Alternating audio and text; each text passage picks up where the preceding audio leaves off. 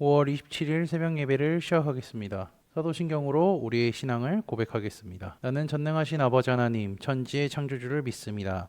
나는 그의 유일하신 아들, 우리 주 예수 그리스도를 믿습니다. 그는 성령으로 잉태되어 동정녀 마리아에게서 나시고 본디오 빌라도에게 고난을 받아 십자가에 못 박혀 죽으시고 장사된 지 사흘 만에 죽은 자 가운데서 다시 살아나셨으며 하늘에 오르시어 전능하신 아버지 하나님 우편에 앉아 계시다가 거기로부터 살아있는 자와 죽은 자를 심판하러 오십니다. 나는 성령을 믿으며 거룩한 공교회와 성도의 교제와 죄를 용서받는 것과 몸의 부활과 영생을 믿습니다. 아멘. 다 함께 찬송가 210장 찬송하시겠습니다.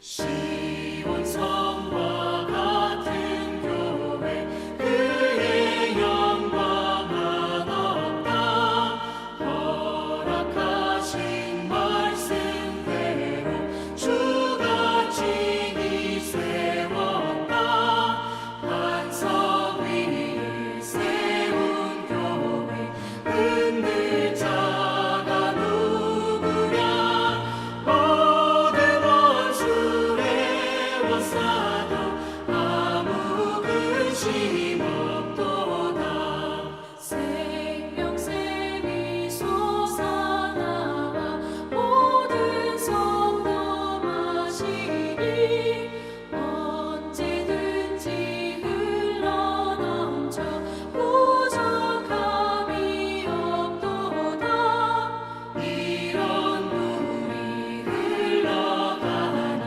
목마를 자 누구랴 주의 은혜 풍족하여 넘치고도 넘친다 주의 은혜 내가 받아 시온 백성 되는데 세상 사람 비방해도 주를 찬송하리라 세상 얻는 모든 영광 아침 안개 같으나 주의 자녀 받을 복은 영원 무궁하도다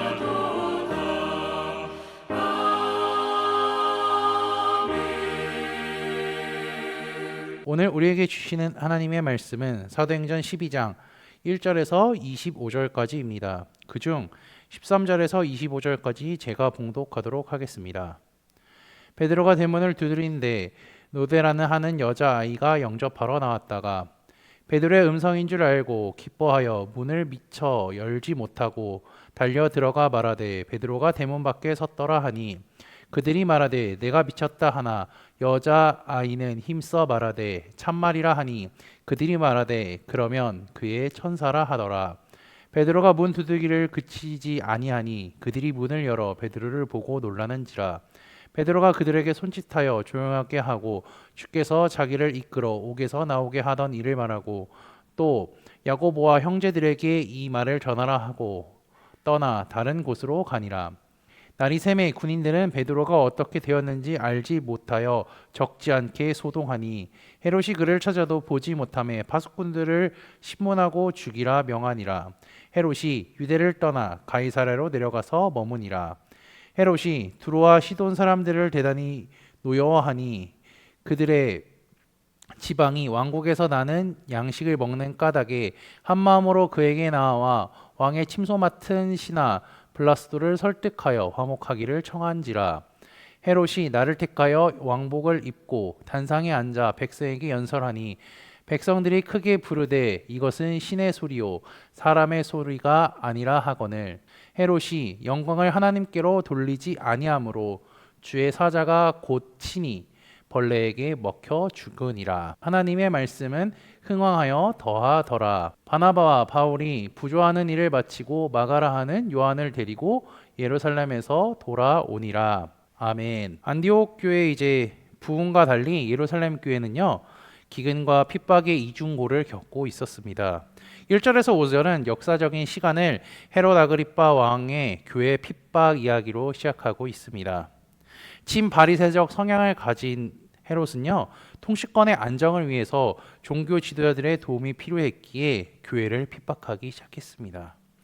헤롯의 핍박으로 인해 요한의 형제 야고보가 죽게 되어 온 교회는 충격과 공포에 휩싸이게 되죠.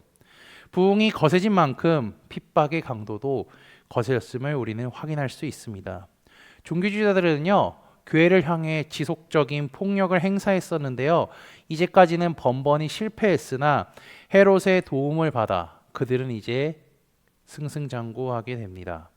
야고보를 죽인 이들은요, 그 기세를 몰아 베드로를 죽이려고 붙잡았습니다. 베드로를 잡고 보니까 무교절 기간이었습니다. 그러면 베드로가 잡히기 전 이제 야고보가 죽었다고 했잖아요. 야고보가 죽었던 기간을 생각해 보면요, 유월절 기간에 그가 순교했다는 것을 알 수 있습니다. 이는 예수님께서 죽으셨던 것과 같습니다. 어쨌든 종교 지도자들이 야고보를 죽이고 난 뒤에 베드로까지 죽이려고 하는 이유는요, 예수님처럼 이들을 공개 처형해서 복음의 불길을 멈추게 하려고 했던 것이죠. 이러한 상황은 기근보다 더 혹독한 고난이 교회를 덮쳤다고 할 수 있습니다. 이러한 상황에 교회가 할 수 있는 것은요, 기도뿐이죠. 그렇기에 이들은 모여서 하나님께 기도합니다. 토역 중인 베드로에게 주의 사자가 나타났습니다. 이 주의 사자는요, 베드로의 옆구리를 쳐서 깨우고요, 손과 발의 쇠사슬을 풀어준 뒤에 그에게 명령합니다. 8절이죠. 베드로는 그래서 그 명령을 따라 옷을 입고 신을 신고 겉옷을 두르고 자신을 따라오라는 그 명령을 듣고 그대로 합니다. 베드로는 그 상황 속에서 이것이 꿈인지 생신지 분간하지 못하지만 따라갈 수밖에 없죠. 그렇게 따라가서 첫 번째, 두 번째 초소를 지나 마지막 쇠문에 이르기까지 문은 다 자동으로 열리게 됩니다. 감옥 밖으로 이제 완전히 나오게 되니까 천사는 떠나게 되죠. 베드로는 이제 정신을 진짜 차리고요, 그제서야 하나님께서 헤롯의 손과 종교제들의 기대에서 벗어나게 하신 줄 깨닫게 합니다. 그리고 그는 곧장 마가 요한의 어머니 마리아의 집으로 향하죠. 베드로의 이제 한밤중의 방문은 모두를 놀라게 했습니다. 로데라는 여자아이가 베드로가 문을 두드리는 것을 듣고 문을 열기 위해 나갔다가 베드로가 왔다는 소식을 전하지만 아무도 믿지 않습니다. 오히려 그 여자아이에게 미쳤다라고 하죠. 이곳에 모인 자들은요, 베드로가 감옥에서 나올 수 있게 해달라고 기도하러 모인 사람들이었습니다. 그런데 그 기도 제목이 이루어진 상황에도 믿지 않으면요, 그들이 스스로 하나님을 제안했다고 생각할 수밖에 없죠. 기도할 수밖에 없는 상황이라 기도했지만 머릿속으로는요, 그 일이 진짜로 이루어질까? 진짜 이게 가능할까? 완전하게 믿지 못했던 거죠. 어쨌든 이 상황에 베드로는 이제 계속 문을 안 열어주니까 계속 다그쳤고요. 문을 열자 어땠습니까? 베드로가 그들 앞에 나타나게 된 것이죠. 사람들은 베드로를 보고 놀랐습니다. 또는 감격한 사람도 있었겠죠. 소리 지르려고 한 사람도 있었을 것입니다. 그러나 베드로는 그들을 조용히 하라고 단속을 하죠. 그리고 하나님께서 행하신 일들을 말하고요, 야고보와 다른 형제들에게도 이 말을 전하라고 한 뒤에 그는 바로 그곳을 떠납니다. 왜냐하면 베드로가 사라진 걸 알게 된 군인들이 그를 잡으러 올 것이기 때문이죠. 베드로가 도망갔다는 소식을 들은 헤롯은요, 파수꾼을 신문하지만 답을 얻을 수 없자 그들을 죽입니다. 그리고는 가이사라로 내려가서 머물죠. 그 가이사라로 내려가서 헤롯은요, 두로와 시돈 사람들이 자신이 통치하는 지방에 양식을 먹는 것을 보고 심히 분노했습니다. 이 권력자가 화가 나서 객기를 부리니까요, 그 두로와 시돈의 살인인들은 긴장했고 신속하게 헤롯에게 좋기 위하여서 행동을 합니다. 그들은 블라스도를 설득하여서 헤롯과의 관계를 개선하려고 하죠. 이 소식을 들은 헤롯은 사람들을 모읍니다. 그리고 그곳에서 자신의 업적을 자랑하고 연설을 했죠. 백성들은 그에게 잘 보이기 위해서 그의 소리가 사람의 소리가 아니라 신의 소리라고 했습니다. 헤롯은 수많은 것들을 자랑했을 것입니다. 물론 그 내용에 야고보를 죽이고요, 교회를 핍박한 사실도 들어가 있겠죠. 권세를 받았지만 그 권세를 가지고 교회를 핍박하고 사도들을 핍박하기 위해 사용했던 그는요, 결국 벌레에게 먹혀 죽었다고 23절에 설명합니다. 헤롯이 죽은 뒤에는 어떠한 상황이 펼쳐졌을까요? 24절입니다. 하나님의 말씀은 흥왕하여 더하더라. 아멘. 교회는 세상의 박해 속에서 위기의 살아오른 판을 걸어가지만 하나님의 일하심을 신뢰하며 주어진 역사적 소명을 신실하게 감당하고 있습니다. 그 과정에서 말씀은 흥왕하여 예수님을 믿고 하나님께 돌아오는 자의 수는 증가합니다. 그리고 25절은요, 다음 장에 주인공들이 나오는 것을 우리는 확인할 수 있습니다. 바나바와 사울은 야고보의 죽음과 예루살렘 교회의 어려움을 듣고 안디옥 교회의 헌금을 그들에게 전합니다. 그리고 그 일을 마치고 마가 요한을 데리고 예루살렘에서 안디옥으로 돌아가죠. 복음으로 인해 교회는 핍박받았습니다. 사도 야고보가 죽었습니다. 또 다른 사도인 베드로가 죽을 위기에 처했습니다. 베드로까지 죽게 된다면요, 예루살렘 교회는 다시 일어서지 못할 상황에 이르렀을 수 있습니다. 그 상황에 사람들은 기도하죠. 하나님께서는 천사를 보내 베드로를 살리시고 헤롯을 죽이십니다. 예루살렘 교회 성도들은요, 위기의 순간에도 하나님의 말씀을 굳게 붙잡았고요, 하나님께 기도했습니다. 환난과 핍박 속에서 하나님을 배신하지도 않았죠. 그 당시에는 맞고 죽임당하는 핍박이었을 겁니다. 그런데 우리가 사는 이 세상은요, 지금처럼 그때처럼 눈에 보여서 맞고 죽고 이런 핍박은 있지 않지만 우리 주변에는요, 늘 보이지 않는 핍박이 있습니다. 교회 다닌다고 해서요, 예수님을 믿는다고 해서요, 당하는 고난, 핍박, 그리고 따가운 시선들이 있습니다.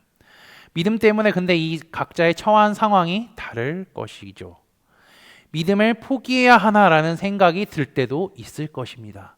정말 내가 가는 이 길이 맞나라는 생각이 들 것이라는 거죠. 하지만 믿음을 포기하지 않고 끝까지 지킨다면요, 헤롯이 죽고 난 뒤에 하나님의 말씀은 흥왕해서 복음을 듣고 주님께 돌아오는 자가 많아진 것을 경험했듯이 우리도 우리가 전한 복음을 듣고 돌아오는 자가 많아질 것을 경험할 줄 믿습니다.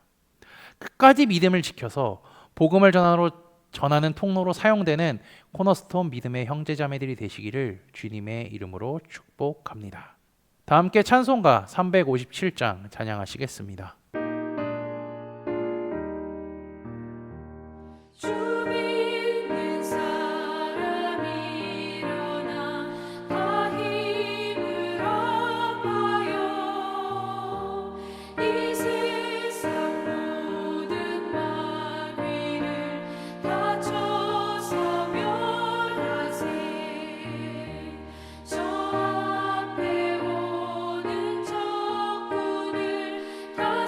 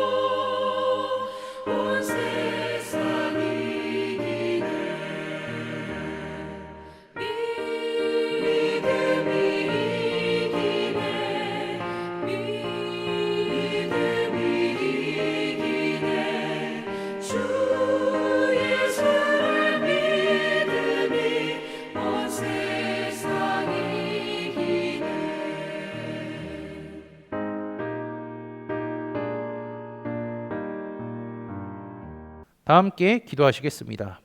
한 주의 첫 시간을 예배로 시작하게 하심에 감사합니다. 하나님의 말씀을 주야로 묵상하며 우리 입술에선 찬양과 감사가 끊어지지 않게 하시고 날마다 성령 충만한 삶을 살아가도록 인도하여 주옵소서. 지난주의 말씀을 기억하며 기도합니다. 평화의 성읍 예루살렘에 멜기세덱이 있었음을 기억합니다. 평강의 왕이자 하나님의 제사장이었던 그를 통해 예수님을 보게 하시니 감사합니다. 멜기세덱을 통해 하나님의 말씀을 들은 아브라함이 감사함으로 자신의 것을 드렸음을 기억하오니 하나님께서 나에게 주신 은혜를 생각하며 내 것을 하나님께 드림에 있어 기쁨과 즐거움이 넘치게 하옵소서. 헤롯으로 인해 야고보는 죽었고 베드로도 죽을 위기에 처했지만 핍박과 고난 가운데서 믿음을 포기하지 않는 자들에게 큰 은혜를 주셨던 것을 기억하게 하시고 믿음을 지키기에 환난과 고난이 찾아올 때 하나님께 무릎 꿇어 기도하게 하옵소서. 아울러 끝까지 믿음을 포기하지 않아 복음의 생명력이 차고 넘칠 뿐 아니라 복음을 통해 주님께 돌아오는 자가 많아지는 통로로 나를 사용하여 주옵소서. 날마다 흔들리지 않는 믿음 주실 줄 믿으며 지금도 살아서 역사하시는 예수 그리스도의 이름으로 기도합니다. 아멘. 이 시간 합심으로 기도할 제목들을 나눕니다. 먼저 성부, 성자, 성령, 삼위의 하나님을 묵상하며 경배하는 삶을 살도록 기도하시고 또한 회개와 경건한 삶을 살도록 기도하시기 바랍니다. 그리고 이제 지난주일 들었던 말씀을 기억하며 기도하시고 교회를 이끌어 가시는 담임 목사님과 사역자들을 위해 기도해 주시고 내일부터 시작되는 사사기 성경 공부와 목요일부터 시작되는 목회자 세미나를 위해 기도해 주시기 바랍니다. 올해 소그룹원들을 위하여서 각자 가지고 계신 기도의 제목들 놓고 기도하시기를 바라며 오늘도 주 안에서 승리하십시오.